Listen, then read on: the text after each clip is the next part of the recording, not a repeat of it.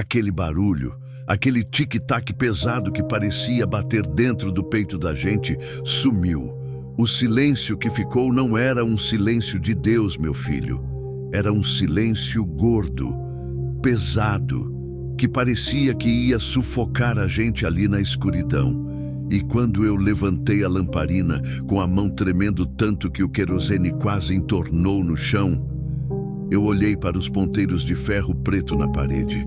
Eles estavam parados, cravados, 3h17 da madrugada. Mas o pêndulo, embaixo, o pêndulo de bronze continuava balançando de um lado para o outro, bem rápido, sem fazer barulho nenhum. Mas isso foi lá no final daquela quinzena medonha, Phil.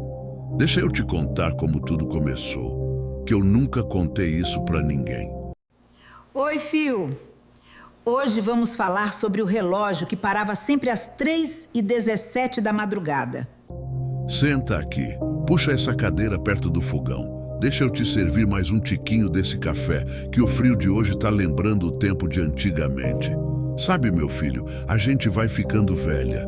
E certas coisas que a gente guardou no peito, a vida inteira começam a pesar. Naquele tempo, lá por 1932, a gente vivia num sítio encostado no mato, lá em Caçapava. A energia elétrica ainda não tinha chegado por aquelas bandas. A gente era lamparina de querosene mesmo. E tudo era mais simples, mas era diferente. As coisas tinham outra alma, você entende? A minha mãe tinha herdado aquela casa de parede grossa do falecido pai dela. Junto com a casa, veio um relógio de parede. Um trambolho de madeira escura, quase da minha altura, com um tampo de vidro pesado na frente e as horas desenhadas com umas letras escuras, esquisitas. Ele ficava bem no meio do corredor comprido que dava para os quartos. O Agenor gostava daquele relógio. Ele dizia que o tic-tac fazia ele lembrar da infância. Mas eu sentia um arrepio na espinha toda vez que passava por ele. E sabe o que foi mais estranho de tudo? Logo na primeira semana que a gente se mudou, eu reparei numa coisa. O relógio funcionava que era uma beleza durante o dia. O tic-tac dele era tão alto que a gente escutava lá do terreiro, perto do chiqueiro dos porcos. Mas quando dava meia-noite, o som mudava. Parecia que ele dava uma engasgada, como se a mola lá dentro tivesse fazendo força contra alguma coisa invisível. Na terça-feira daquela semana, a minha prima Cida veio passar uns dias com a gente para ajudar com a colheita do milho. A Cida era uma moça tão alegre, Fio. Vivia rindo de tudo, cantando aquelas modas antigas no meio da roça. Logo na primeira tarde, ela olhou para o relógio no corredor, ajeitou o lenço no cabelo e deu uma risadinha, dizendo que o ponteiro dos minutos parecia uma perna de grilo magro. Uma brincadeira boba, sabe? Mas no momento em que ela riu, o relógio deu um estalo seco, tão forte que o vidro da frente vibrou. A gente achou que era só o calor estufando a madeira velha. A gente não sabia. Naquela mesma noite, o tempo virou. Um vento frio desceu da serra e começou a uivar nas frestas das telhas de barro. Fomos deitar cedo por causa do cansaço. Lá pelas tantas da madrugada, eu acordei com um frio de rachar o peito. Mas não era um frio normal daquela região de Caçapava.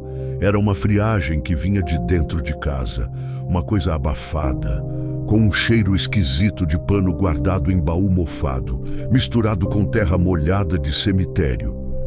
Eu me ajeitei nas cobertas de algodão e notei que o tic-tac do corredor tinha parado. Quando a gente mora na roça, o silêncio da noite é cheio de barulho. Tem os grilos na horta, o sapo no brejo, o cachorro do vizinho que late pro mato. Mas naquela hora, Fio, parecia que o mundo tinha morrido. Nem um piado de coruja, nada. Eu chamei o Agenor bem baixinho, com medo de acordar a Cida no quarto do lado. O Agenor resmungou, passou a mão na cara e disse que o relógio devia ter perdido a corda. Ele acendeu uma vela, abriu a porta do quarto e foi para o corredor. Eu fui logo atrás, segurando na barra da camisa dele, com o coração batendo na garganta. O Agenor ergueu a vela. A chama estava amarela, bem fraquinha, como se faltasse ar no corredor. Os ponteiros estavam parados, exatamente às 3h17. O Agenor deu de ombros, puxou a correntinha para dar a corda e o tic-tac voltou na mesma hora, forte, batendo seco na parede. A gente voltou a deitar. Mas o problema não era aquilo. O problema era o que estava embaixo do relógio, que eu só notei quando a luz da vela passou pelo chão. Tinha uma poça pequenininha de água bem embaixo da caixa de madeira do relógio.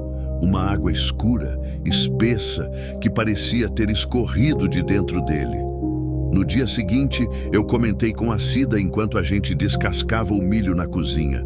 A Cida, que sempre tinha uma resposta para tudo, parou de rir na hora. Ela segurou o meu braço tão forte que ficou a marca dos dedos dela na minha pele, roxa, até o dia seguinte.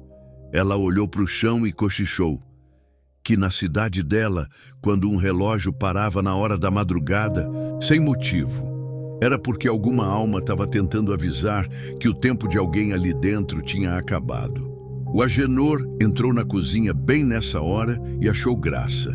Ele chamou o Dimas, um rapaz cético que morava no sítio vizinho e entendia de mecânica, para dar uma olhada no maquinário. O Dimas veio de tarde com uma maleta de ferramentas velha. Ele tirou o tampo do relógio, olhou as engrenagens de bronze, limpou a poeira com um pano e disse que tudo estava perfeito. Esse relógio aguenta mais 100 anos, Luzia, ele me disse, rindo e tomando um gole de café. Para provar, ele acertou a hora e ficou olhando o pêndulo funcionar, mas foi aí que eu percebi que estava tarde demais para brincadeiras. Enquanto o Dimas mexia no relógio, eu reparei num detalhe.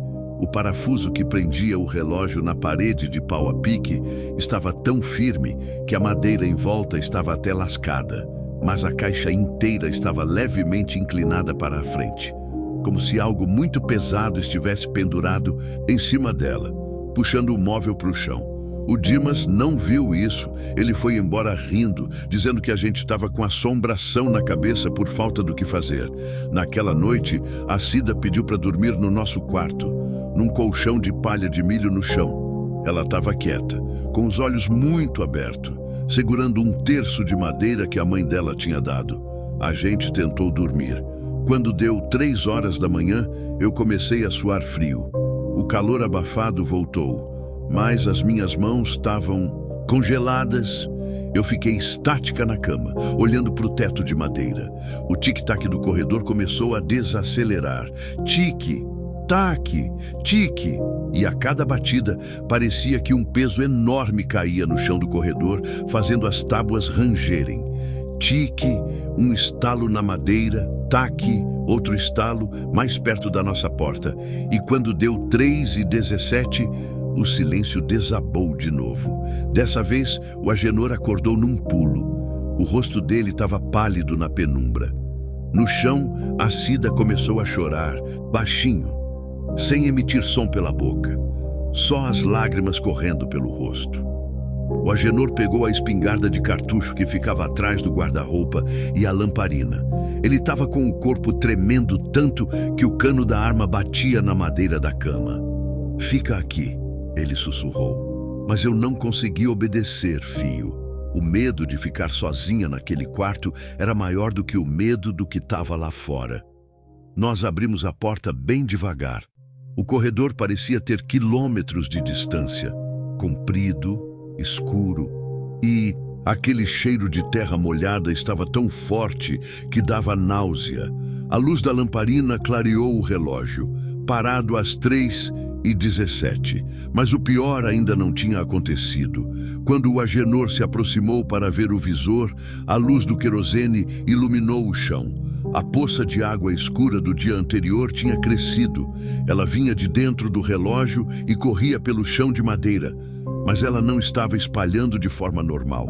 A água estava subindo pelas paredes, subindo como se fossem veias pretas na pintura caiada.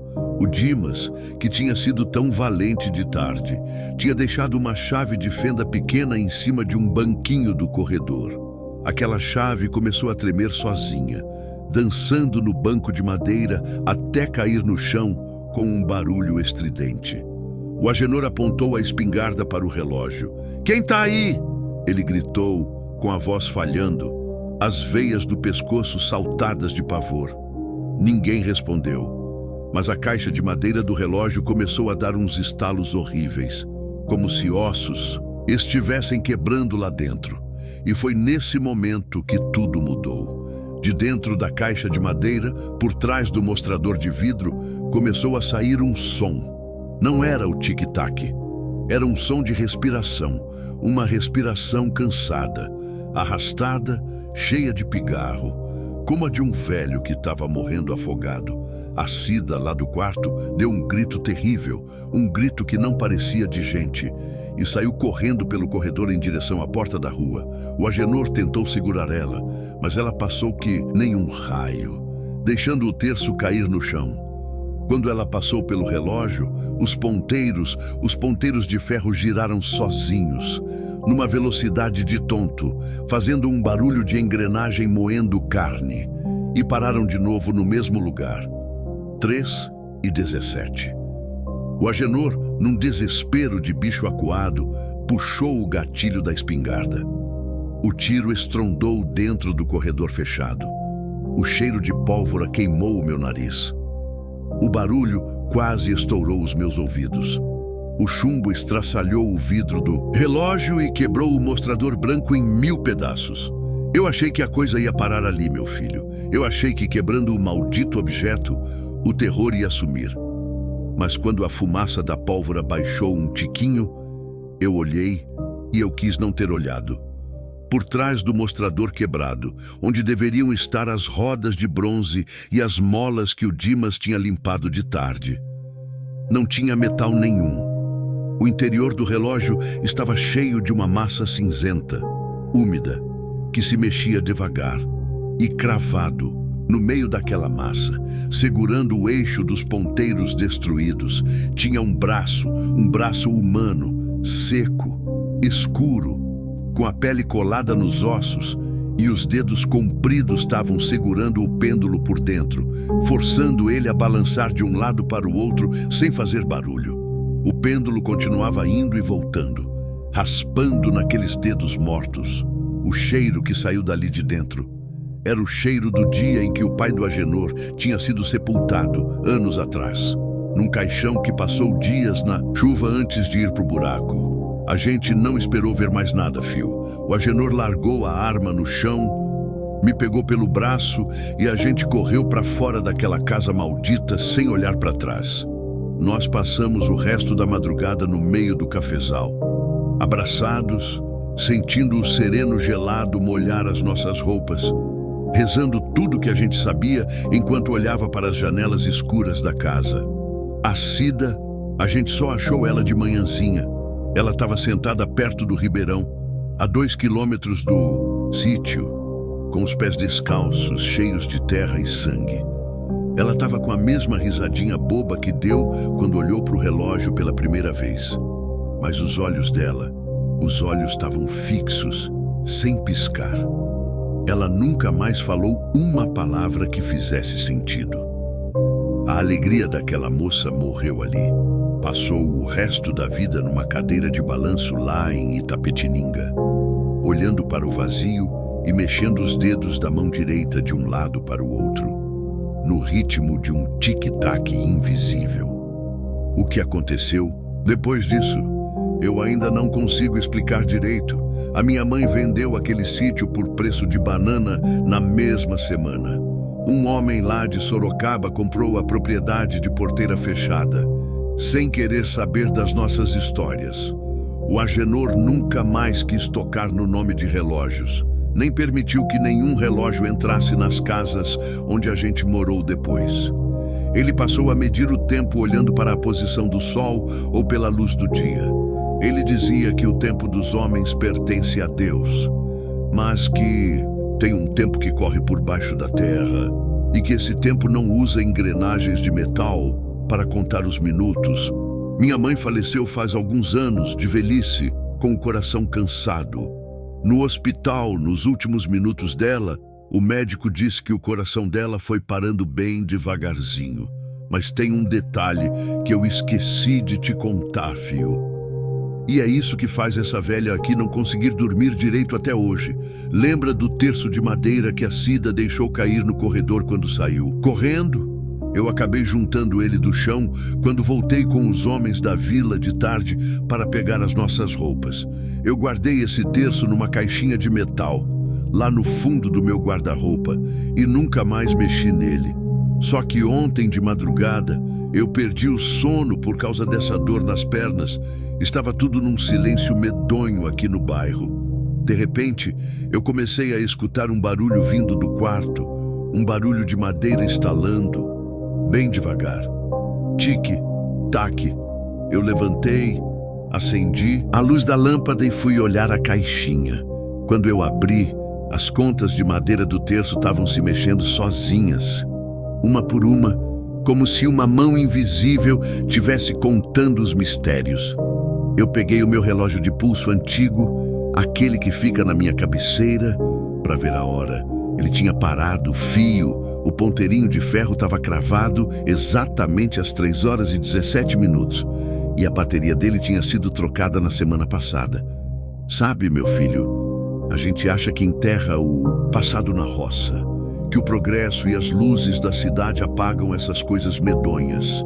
Mas o que é da terra sempre acha um jeito de rastejar de volta para lembrar a gente. Bebe seu café, fio, antes que esfrie por completo, que a hora já está avançando e essa noite está com uma friagem estranha, uma friagem que eu conheço muito bem. Deus te acompanhe no caminho. E se você escutar algum estalo na parede da sua casa essa noite, não vai olhar o horário não, meu filho. Deixa o escuro resolver, sozinho. Ah, então você ficou até o final, né, Fio? Isso é bom, porque tem história que só quem escuta até o fim entende de verdade.